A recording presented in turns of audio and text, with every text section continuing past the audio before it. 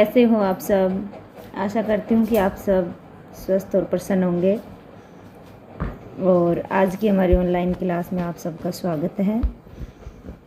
देखिए बेटा, कल हमने स्वर पढ़े थे वर्ण विचार में। वर्ण के पहला प्रकार स्वर, स्वर के बारे में पढ़ा, स्वर के प्रकार पढ़े। अब आता है स्वर की मात्राएं, यानी आज का हमारा टॉपिक रहेगा मात्रा। जो हम स्वर पढ़े थे कल, उनकी मात्राएं होती हैं और वो किस तरह से वर्णों में लगती है और मात्रा किसे कहते हैं। तो देखिए, जब किसी स्वर को व्यंजन के साथ जोड़ा जाता है, जब किसी स्वर को व्यंजन के साथ जोड़ा जाता है तो स्वर के स्थान पर उसका जो चिन्ह लगाया जाता है, यानी जो जब स्वर उसके साथ जोड़ते हैं तो उसके स्थान पर जो चिन्ह हम लगाते हैं उसे मात्रा कहते हैं। यानी हम सीधे सीधे शब्दों में कह सकते हैं स्वर चिन्हों को या स्वर से लगने वाले चिन्हों को मात्राएं कहते हैं। ए के अतिरिक्त अन्य सभी स्वरों की अपनी अपनी मात्राएं होती हैं।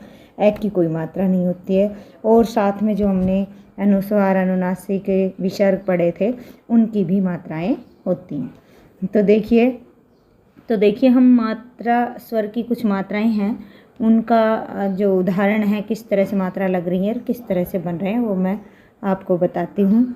जैसे ए की कोई मात्रा नहीं होती है, इसलिए कमल में जैसे शब्द हैं कमल, इसके अंदर कै में ए मिलाया तब कै उच्चारित हुआ, मैं में ए मिलाया तब मैं उच्चारित हुआ, और ल में ए मिलाया तो ल व्यंजन पूर्ण हुआ, वरना ये हलंत सहित रहते हैं।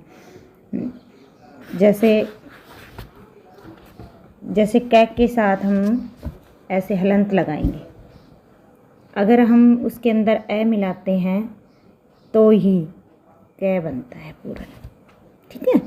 तो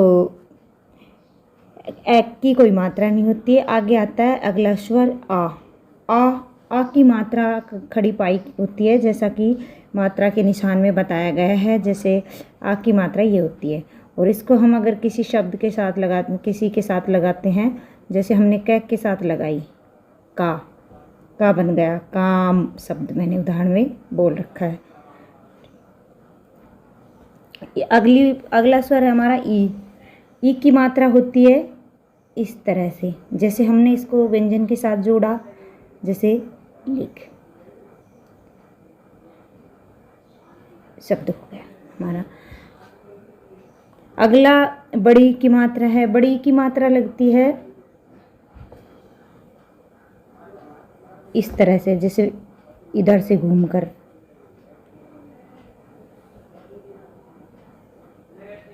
इधर से घूमकर, माना हमने फीस लिखा, ठीक है, तो इस तरह से हो गया। अगला आता है हमारा ऊ। जैसे ऊ की मात्रा होती है इस तरह से, जैसे हमने लिखा पुल, उदाहरण में मैंने लिख रखा है पुल, ठीक है बेटा। अगला है हमारा बड़ा ऊ।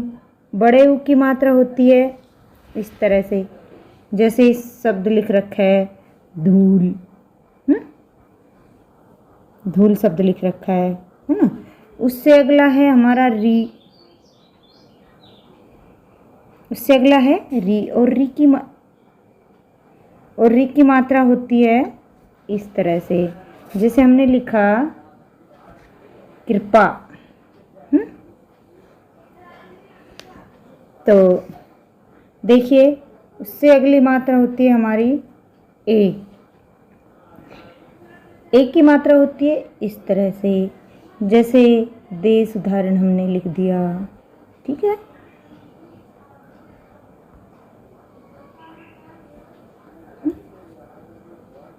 उससे अगली मात्रा हमारी आई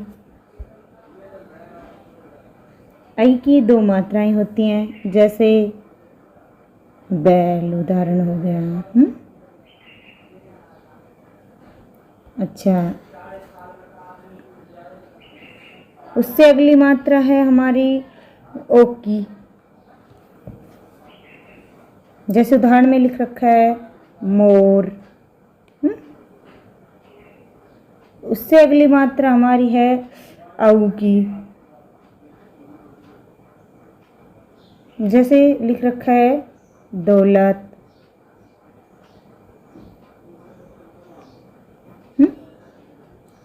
उससे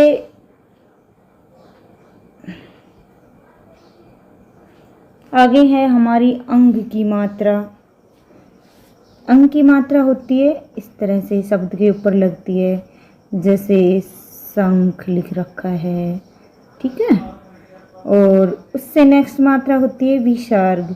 विसर्ग की मात्रा होती है इस तरह से, जैसे हमने लिख दिया अतः, पुनः, ऐसे वर्ड, ठीक है। उससे नेक्स्ट मात्रा होती है हमारी जो चंद्र बिंदु होता है, जैसे हमने लिख दिया चांद, ये लग गई है। उससे नेक्स्ट मात्रा है हमारी जैसे ओक की ध्वनि से हम उसको उच्चारित करते हैं, जैसे कॉर्क, चौक, इस तरह के उदाहरण इसके अंदर आते हैं। इसका हम ओक की बातें उच्चारण करते हैं, कॉर्क। डॉक्टर, जैसे डॉक्टर के ऊपर भी लगती है, डा के ऊपर, इस तरह से हमारी ईश्वर की मात्राएं होती हैं।